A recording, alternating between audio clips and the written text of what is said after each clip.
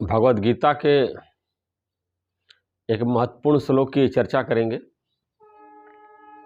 इसमें भगवान ये गारंटी दे रहे हैं कि जो भी हमारी साधना है, तपस्या है, जो भी ज्ञान है, जो भी हमारा संस्कार है, वो नष्ट नहीं होता है और अगले जन्म में भी हमारे साथ जाता है। तो बहुत ही महत्वपूर्ण श्लोक है। इसको सुनेंगे तो आपको बहुत आनंद आएगा। ये भगवद गीता के 6ठे अध्याय का 43 नंबर श्लोक इस प्रकार है। वहाँ उस पहले शरीर में संग्रह किए हुए बुद्धि संयोग को अर्थात सम बुद्धि रूप योग के संस्कारों को अनायास ही प्राप्त हो जाता है और हे कुरुनंदन, उसके प्रभाव से वह फिर परमात्मा की प्राप्ति रूप सिद्धि के लिए पहले से ही बढ़कर प्रयत्न करता है। अब यहाँ भगवान बता रहे हैं कि जैसे ये चल रहा टॉपिक योग भ्रष्ट की कि जिनको मोक्ष नहीं प्राप्त होता है, परमात्मा के स्वरूप को नहीं प्राप्त होता, सिद्धि नहीं प्राप्त होती, उनकी क्या गति होती है। तो भगवान बता रहे हैं कि पहले श्लोकों में बताया है कि स्वर्ग में जाता है, स्वर्ग के भोगों की इच्छा रहती है, तो स्वर्ग में बहुत समय तक निवास करता है और स्वर्ग के भोगों को भोगने के बाद श्रीमान पुरुषों के घर में जन्म लेता है, या किसी ने अभ्यास किया, उसके अंदर भोगों की इच्छा खत्म हो गई है, केवल ज्ञान प्राप्त करना चाहता, मोक्ष प्राप्त करना चाहता, लेकिन कुछ कमी रह गई थी, पूर्णता को प्राप्त नहीं किया था।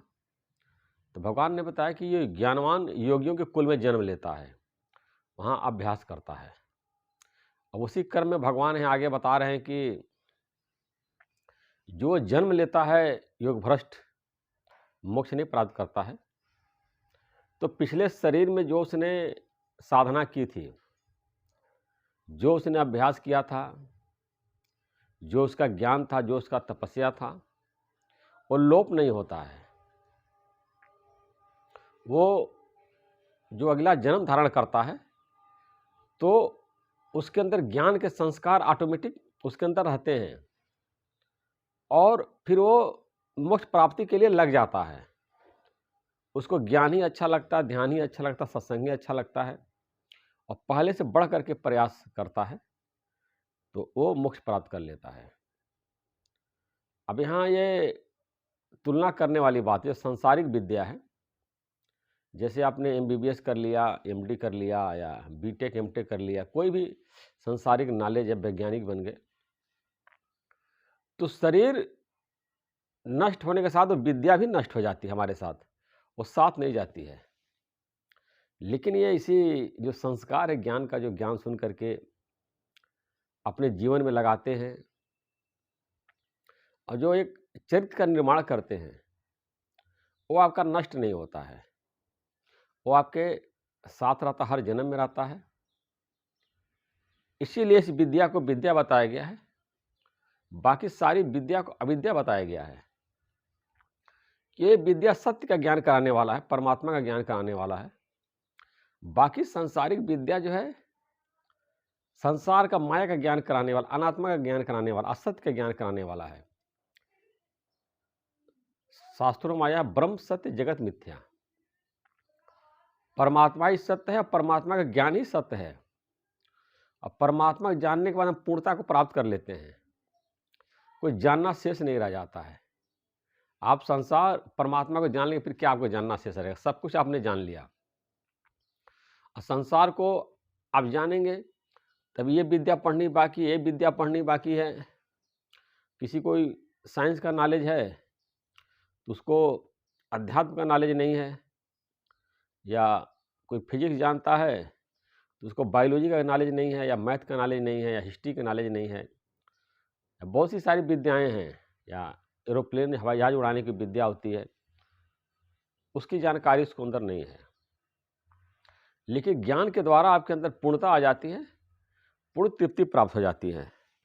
तो यहाँ भगवान बता रहे हैं कि समबुद्धि योग के संस्कारों को अनायास प्राप्त कर लेता है। जो उसने समता का अभ्यास किया है, जो उसके बुद्धि में जो ज्ञान है, सब में समान रूप से आत्मा को देखना, परमात्मा को देखना, ऐसा जो अभ्यास किया है और परमात्मा को हर जगह वो नहीं देख पाया, आधा-अधूरा अभ्यास किया है, तो भगवान बता रहे हैं कि वो नष्ट नहीं होता। जितना आप अभ्यास किए हैं, उसके आगे से अभ्यास करेंगे। जैसे कोई रास्ते में जाता है, मार्ग में कहीं सफ़र पे जा रहा है, बीच में सो गया। अब फिर जब उठेगा, तो जितना रास्ता उसने तय कर लिया, उतना उसको नहीं तय करना, आगे से तय करेगा। तो जितना सीढ़ी आप चढ़ चुके हैं, वो दोबारा आपको नहीं चढ़ना पड़ेगा, उसके ऊपर से चढ़ेंगे। तो ये भगवान आपको गारंटी दे रहे हैं कि आपका ज्ञान, आपका तपस्या, आपका नष्ट नहीं होगा। आप कभी फिसल भी गए, मन कहीं माया में अटक भी गया, गिर भी गया, फिर आप जो है वहाँ से उठेंगे और अपने अगर मन में चाहत है सत्य प्राप्त करने की, फिर ऊंचाई को प्राप्त करेंगे, अपने स्वरूप को जानेंगे। इस प्रकार ये ज्ञान की महिमा है और ज्ञान हमारे अंदर से बढ़ता ही रहता है, कभी लोप नहीं होता है, चाहे शरीर रहे या न रहे। जैसे ज़मीन में हम वृक्ष लगा देते हैं, धीरे धीरे बढ़ता रहता है, ऐसे ज्ञान का संस्कार जो है हमारे अंदर बढ़ता रहता है। इसमें मृत्यु बाधा नहीं है।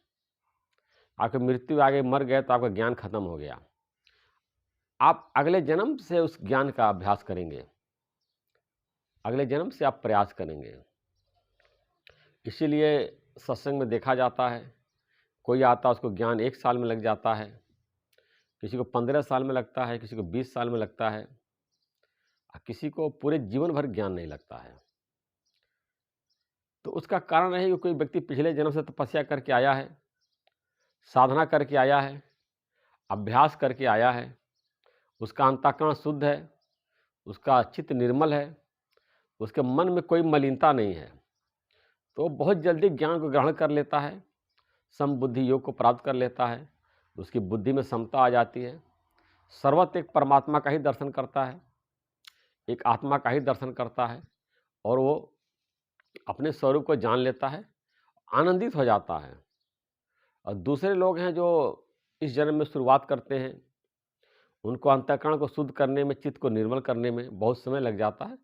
काफ़ी 14-15 साल बाद भी प्रयत्न करने के बाद उनको ज्ञान की प्राप्ति होती है।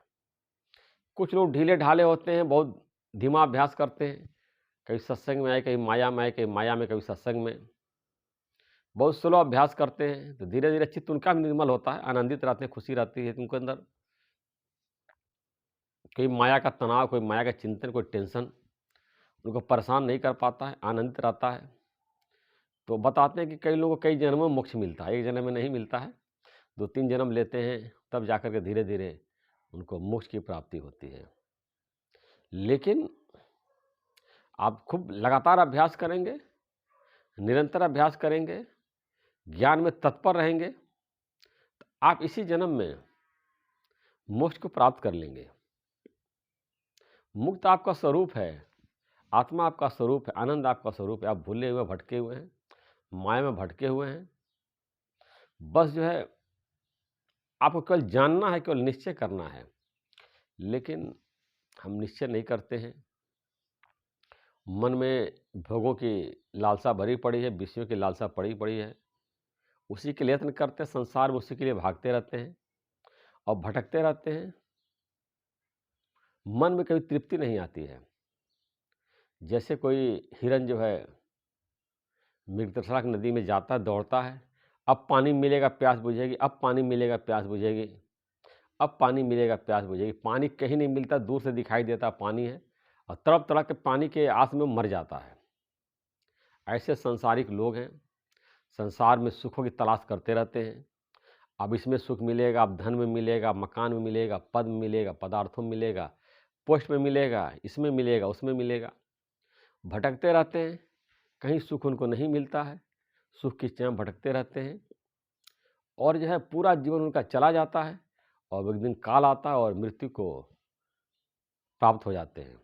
इसीलिए एक भजन आया है, यदि जाना है भव से पार, सुखों की चाहत जो। अगर भव से पार जाना चाहते हैं, संसार सागर से तरना चाहते हैं, आपके अंदर सुखों की चाहना है, सुखों की लालसा है, इसको त्यागना पड़ेगा। और जो कुछ आपको है, जितना आपको प्रारब्ध मिला हुआ है, उसी में संतुष्ट होना पड़ेगा, तभी जा कर के आपको ज्ञान की प्राप्ति होगी। इसीलिए बताया गया संतोषम परम सुखम। संतोष ही सबसे बड़ा सुख है। जब आपके जीवन में संतोष आ जाता है तो परम सुख की प्राप्ति हो जाती है। इसीलिए गोधन, गजधन, बाजधन और रतनधन खान, जब आवे संतोष धन, सब धन धूरि समान। आपका गोधन है, खूब गाय है, गजधन है, हाथी है, खूब गाय है, हाथी, खूब रतन है, खान है। जब आपके अंदर संतोष धन आ जाए, सारा जो धन है, हाथी और गाय और धन दौलत रत्न जो है, हीरे जवाहरात है, वो सब धूल के समान हो जाएगा। बताते हैं, भगवत गीता में लिखा है, जिसको ज्ञान प्राप्त हो गया है उसके लिए मट्टी और स्वर्ण एक समान है, यानी सोना भी उसके लिए धूल हो गया है। ऐसा जब आपको संतोष जीवन में आ जाएगा, सेटिस्फेक्शन आ जाएगा, तब आपको परम आनंद की प्राप्ति होगी। जब तक जड़ माया के पीछे दौड़ रहे हैं, जड़ पदार्थों की लालसा बनी हुई है, तब तक आपको मोक्ष नहीं मिलेगा। फिर आप स्वर्ग जाएंगे, स्वर्ग में सुखों को भोगेंगे, अगला जन्म लेंगे, श्रीमान पुरुषों के वहाँ भोग को भोगेंगे। ज्ञानियों के यहाँ जाएंगे, गुरु बनने की इच्छा होती है, अगले जन्म में, इस जन्म में गुरु नहीं बने हैं, यानी गुरु जाकर बनेंगे, फिर वहाँ माँ के गर्भ में लटकेंगे, फिर किसी ज्ञानी का पैदा होंगे, फिर ज्ञान प्रचार करेंगे। हर तरह की एनी टाइप ऑफ डिजायर, जितने भी डिजायर हैं, सारी इच्छाओं को त्याग दीजिए। मुक्ति के लिए सिर्फ एक ही कंडीशन है, आपका मन से इच्छाएं निकल जाएं, सारी इच्छाएं निकल जाएं। अब उसके लिए आपको अभ्यास करना, जबरदस्ती इच्छा नहीं निकाल पाएंगे।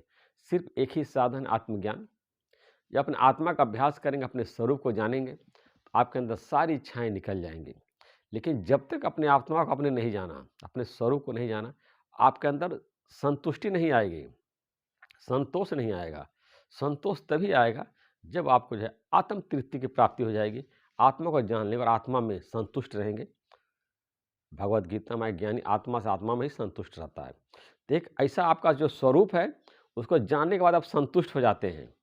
दूसरा कोई भी उपाय आपको संतुष्ट करने का नहीं है कि आपको धन मिल जाएगा, पद मिल जाएगा, कुछ भी मिल जाए, दुनिया का राजा बना दिया जाए, तभी आपको संतुष्टि नहीं मिलेगी। संतुष्टि तभी मिलेगी जब अपने आप स्वरूप को जान लेंगे, और तभी आपके अंदर से इच्छाएं खत्म हो जाएंगी और आप मोक्ष को प्राप्त कर पाएंगे।